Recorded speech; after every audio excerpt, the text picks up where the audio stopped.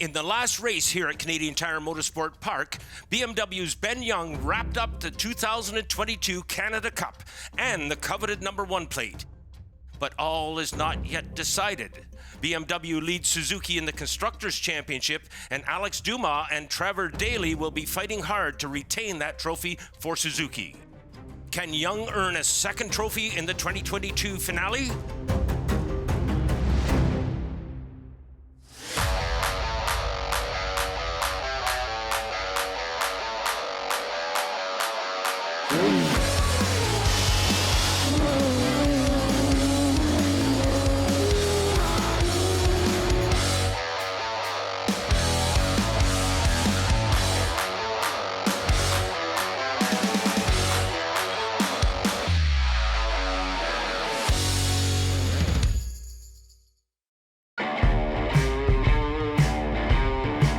Everyone, and welcome to Canadian Tire Motorsport Park for the final race of the year. There's a shot of our outgoing champion Alex Dumas, the Suzuki rider, and there is Trevor Daley. He'll be looking to bounce back from a nasty crash in the opener here at CTMP. As Importation Thibault presents the Canadian Superbike Championships. Brought to you in part by BS Battery, Joe Rocket, and AIM Insurance. Final warm-up lap of 2022. Not a lot of new business, Frank, but some important business and a lot of attention on the Constructors' Championship. BMW tried to tilt the table a bit by bringing Riedman in. That didn't really work, so we have an interesting situation here. Motorsport is our only 4-3 grid, and that puts Young, Dumas, Tremblay, and Daley all in the front row. Tremblay having switched to an older motorcycle, and as you mentioned earlier, determined to make it every podium. Yeah, he told me that. He said after qualifying, he got third in qualifying. He said, that's only my first podium of the weekend. And sure enough, he stood in third in the first race of the three here at Canadian Tire Motorsport Park. And we just went by row 4's Skaysbrook, who's making his debut on the Aprilia and his debut at this track, and so far has showed very, very well. Yes, I'll be looking forward to seeing what Rennie has to say. Right now, let's check in with Hannah Streak. Thanks, guys. Ben Young has already been crowned Pro Superbike champion, but as we head into the last race of the 2022 season, the Constructors' Championship has yet to be clinched. Currently, BMW is leading Suzuki by 30 points with a maximum of 45 available. We expect Alex Dumas and Ben Young to be at the front, so we'll watch Trevor Daley, Anthony Bergeron, and Sam Garant further down the back. Back to you guys. Colin, here we go for the last race of 2022. I don't know about you. I wish the championship had come down to this race, but nonetheless, this should be a dandy. Well, the first two races here were good. We've had mostly good action at the front all season long. Let's see if Trevor Daley can get it back on the podium. Lights are off, and they are running away. Sorry, buddy, I didn't mean to jump on you there, but they started this race. They're heading down, and it's Dumas, the 2021 champion, who has the lead, and sitting back in second spot right now is our 2022 champion, Braveheart Ben Young, and he looks like he's trying a pass going into two. No. And I think Sam Garant was having a crack at Daley, pretty busy there for second. There's 4 guys on top of each other, so that's we're hoping not to see these top 2 break away, and of course we're not doing the points manifestation any longer, right? We know who the champion is. True enough. And I think Alex would obviously like to end his year with a win, as would our new champion. So this should be a good fist fight for first, assuming those two stay up at the point. And we mentioned Skaysbrook on the Aprilia. He's about 6th or 7th. He's with Kazaz, and that's what he needs. He needs to be with the very top guys to be able to see their tricks for the track. He qualified so poorly that it really has hurt his early race performance in our first 2 races. Well, the first time he'd ever been on that motorcycle. Look at the gap that's being established already as Ben Young gets a bit of a toe up the back straightaway. He pulls up alongside the 2021 champion, and he makes the pass nice and clean and gathers up a couple of bike lengths in the process. And we're just so used this season. Look at Tremblay now. Tremblay on the move. Oh, we got a rider off track. Oh, my God. Oh, right into the fence. That was Vivian Matthews on the number 3 machine. He appears to be okay, Colin. On board with Vivian Matthews, and he's right behind Bernard's Yamaha, and it looks like he got a little distracted, and there's some asphalt here that allows you to slow down, but not a lot of room. This is a spectator cell phone shot, and I think circumstantially that worked out, but it was pretty frightening. That was very, very scary. I'm really glad to see that young man getting up and apparently okay. Picking up on the race action now as Braveheart continues to lead Alex the Great.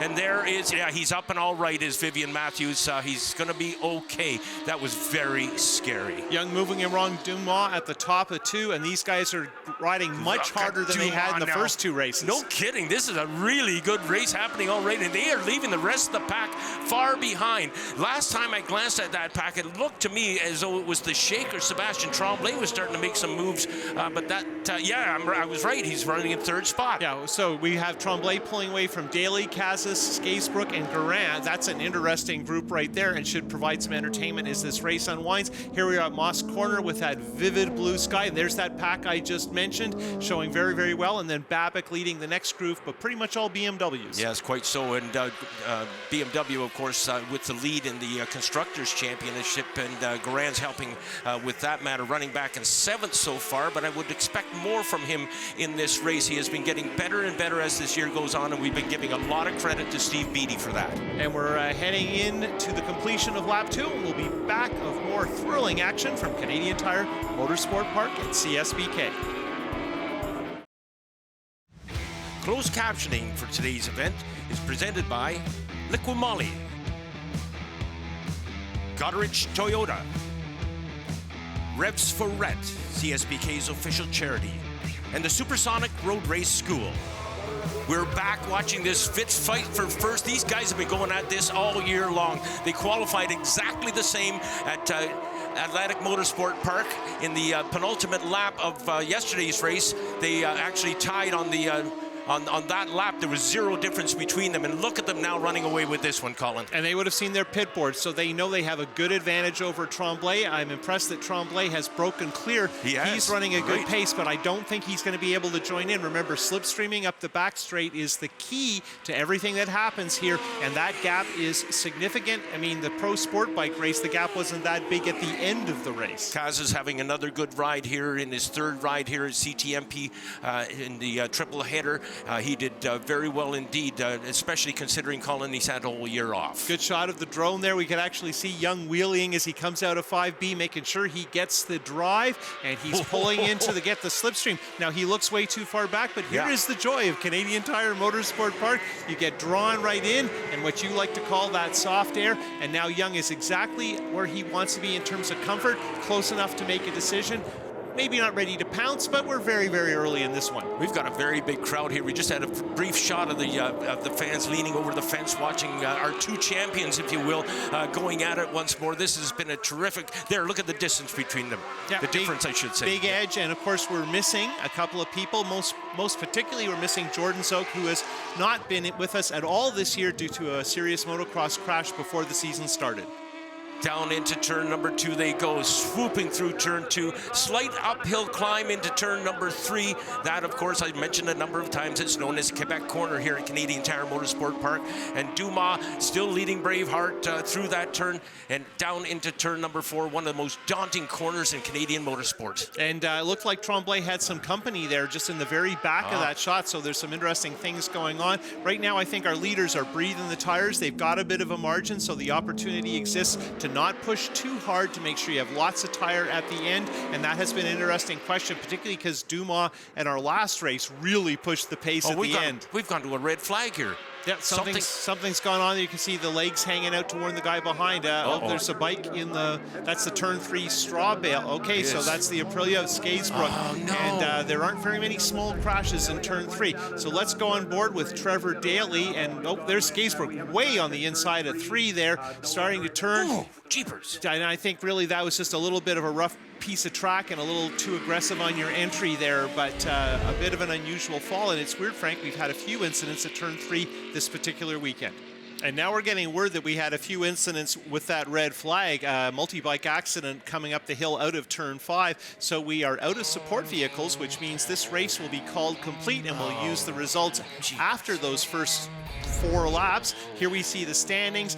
Interesting to see where everybody played out here. Bergeron on the BMW, he's been one of our top rookie pros this year, finishing well. Ryan Taylor, who's been struggling with that Ducati program, but has been at all arounds and doing his best. But it's important to look at our final results. nice range of finishers and different types of manufacturers at the front, but important that BMW hung on to take that manufacturer's crown away from Suzuki. All right, folks, I'm here with Pro Superbike winner of this race, Alex Dumas. Talk to me about the race that just happened. Yeah, it was a pretty interesting race. It's actually my easiest win ever. But no, it felt pretty good. I got the whole shot, got a really good launch. And then Ben drafted me in back straight away, got him back in coming out of 2. And yeah, I just led back the race from there. And unfortunately, there was the red flag after a couple laps. But no, I'm happy with 2 wins out of 3 this weekend. It feels really good. So yeah, it's just ending up on a high note for next year. And Colin, let's have a look at the point standings. Trevor Daly hung on for 3rd after a very busy season. Sebastian Tremblay 4th for the Kawasaki after returning to the 1000cc class. Samuel Guerin, he had a bit of a wild time too, but 5th is a strong effort and almost a podium here if it weren't for that spectacular fall a couple of races ago. And here we are at those Constructors' Championship points. It was close at the front, and that strong selection of BMWs here definitely helped move them up the standings. Suzuki basically had that strong 1-2 punch that took the title last year, and now we celebrate on the podium with BMW. It's the Constructors' Championship, and Samuel Guerin and Ben Young embracing one another as it was their points grab that gave the German manufacturer. And there now is Martin Hamel from the Fast Riding School with a $500 check for Tommy Kazas for being hard charger of the race. Good ride by Tommy. Coming up next, a year-end review of both our Pro Sport Bike class and our Superbike class. And Trevor Dion, first to see the checkered, he has scored his first national championship win. Matt Simpson has won this race, and he is now the 5th rider to have won his first national championship race in 2022. How spoiled have we been? Trevor Dion is the new sport bike champion in Canada. Hello everyone, gathered here with Mike Leon, and we're going to chat about the 2022 Liqui Moly Pro Sport Bike National Championship. Welcome aboard again, Michael. Thank you, Frank. And when I was given the opportunity to work with you this season to do commentary for Sport Bike, I was kind of concerned because I had heard that Sebastian Tremblay was going to be moving on from the class, and I was kind of worried that it was going to be maybe kind of boring because, you know, I looked back at the racing last year and it was usually Seb that would take off, and I just wasn't so sure how it would turn out this year. And boy, was I wrong. I mean, what an exciting season. 5 brand new winners and a battle that went right down to the last race for the championship. You could not ask for better. And the racing itself was so close. There were key deciders, of course, when we started at Grand Bend Motorplex. David McKay's crash, looking back on it now, that pretty much paid to his championship. That was in my opinion, that was the deciding moment in the series. And very unfortunate for David because he ran a great season for the rest of the, you know, we look at all the rest of the races, he was very consistent. And you think if he hadn't have crashed, or if he had been able to pick the bike up and even continue and finish 7th or whatever, the top 10, it would have changed the outcome of the championship. And ironic in that Trevor Dion also had a crash, and he was able to get up and restart, and he was able to gather up some points there that made the difference. He actually was at Shubenacadie, and yeah, he crashed out of the lead. And you know, we saw Trevor make some mistakes throughout the season, like David and like all the riders, but he seemed to be fair and on the lucky side. You think about that crash, when he crashed, if he had a crash at any other corner at Shubenacadie, he wouldn't have been able to pick the bike up. Like Shubenacadie is a tough track, and you know, he had to tip over and was able to keep going. He finished 3rd in that race and got valuable points. Yeah, you're right, he was on the podium. Yeah, you're absolutely right. And those were very, very valuable points as it turned out. Mike, let's take a moment now and pass it over to Hannah Streak. Switch gears, if you will, because she's going to have an interview right now with Trevor Dion, our new champion. Thanks, guys. I'm joined now by 2022 Liqui Moly Pro Sport Bike Champion, LDS Consultants Kawasaki, Trevor Dion. Trevor, thank you for joining us today. Thanks, Hannah. Very happy to be here. Now, Trevor, when you look back on the 2022 season, what race do you think was a turning point that led you to the championship? Definitely I think the second race at Motorsport being the last race of the season, that was definitely the smart race for us. We panned it out the way we needed to. we knew where the points were sitting, and we just sat back and we stayed out of the havoc that was going on up at the front, just to bring enough points to wrap the championship up and seal the deal. You knew what you had to do at CTMP to win the title. You didn't necessarily have to win the race. Was it tough to hold back and not fight for the lead?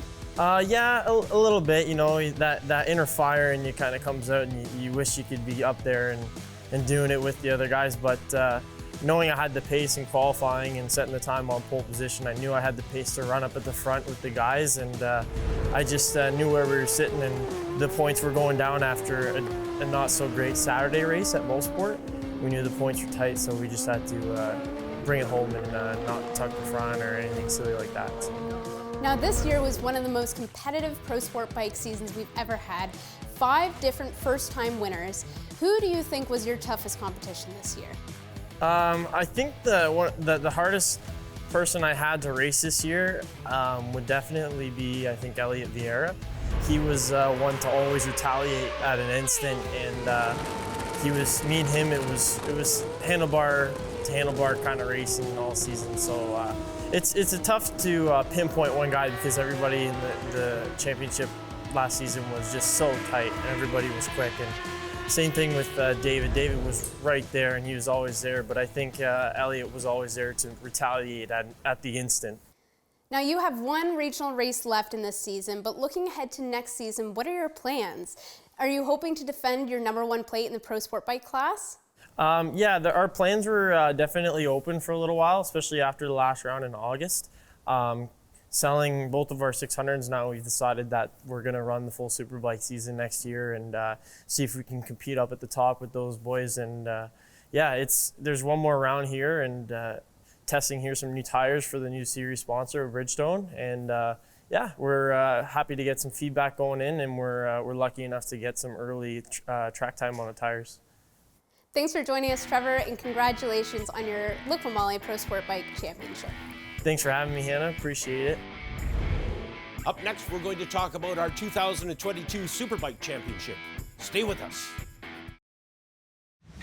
It's hard to look away from the top of the standings. 1 point between the top guns. Onto the roller coaster we go, and Alex Dumas. Oh no, he's down! Oh my God! Ah, jeepers! Disaster for Dumas. Ben Young will take the championship. We're back, and we are in the studio chatting with Colin Fraser. And Colin, it's time to talk about superbikes and what a year we had in superbike racing here in Canada.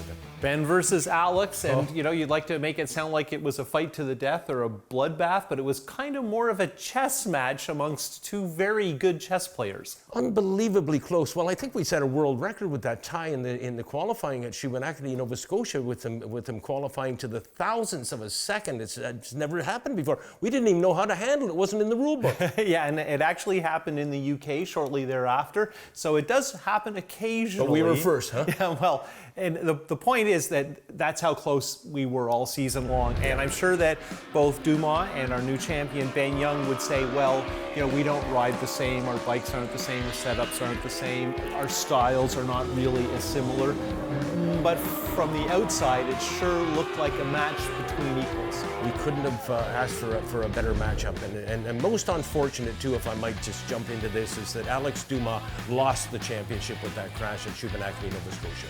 Yeah, a lot of complicated things happened in this particular trip to Shubinacadie, and we've had some weird weather there. Lately we've had a lot of really hot weather, which puts a lot of pressure on the riders. Dumas was not feeling his best, which they say isn't a factor in the incident. It's hard not to think maybe it was, that he was dehydrated. And he also had an attack, a straight up attack, maybe not intentional, from Ben just seconds before the crash. That's true. So there was an awful lot going on, and that was high pressure stakes at that point. That's what we want to see. That's what racing is all about. We want to see the best 2 guys face off, and these 2 guys from day one pretty much at Grand Bend, and even though Dumas had never been there, he was very competitive. Yep. So we saw the battle that was expected right from the start. Of course, last year we had Jordan Zoke amongst the front runners, and Jordan is the catalyst for much. He's, you know, the top rider in the history of the series. I don't mean that Jordan wouldn't necessarily have won this year, but probably this very close cat and mouse game that we saw between Ben and Alex would have been different if Jordan had been there. And maybe say if Trevor Daley hadn't had quite the same luck he had this year, which he really did fairly well given his luck.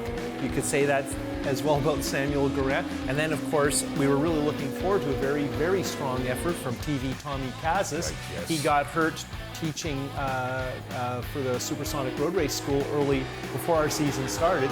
Popped up at Motorsport, ran at the front, so that was great. But yeah, we're looking to see more Kazis, more Yamaha at the front next year.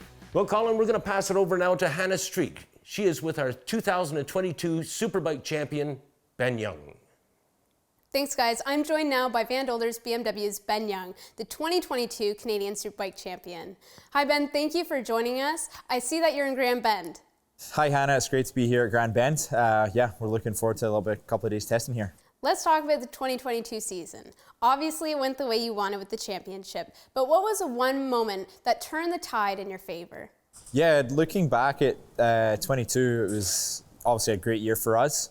I feel like it really changed over kind of our dominance at Shubenacadie, Atlantic Motorsports Park, with Alex crashing out of race 1. But also the comfort zone we were riding that weekend. I feel like regardless I had that race 1. It was awesome to lead another year, start to finish in points wise. That's the way we won the championship in 19. So yeah, it was a great year aboard the BMW for us.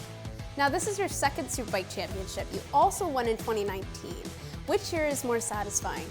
Yeah, 19 for sure more dominant, but I feel like this year was very different also with us using our new bike halfway through the year.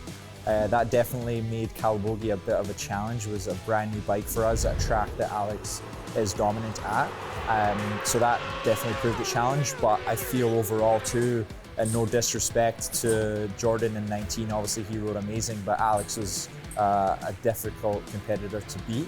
Every round we went to, we were somewhat on the back foot going in with no testing there prior to, and yeah, it was a tough one, but makes it all that more satisfying. Now, the rumor mill is churning about you having a teammate next season. Is there any truth to that?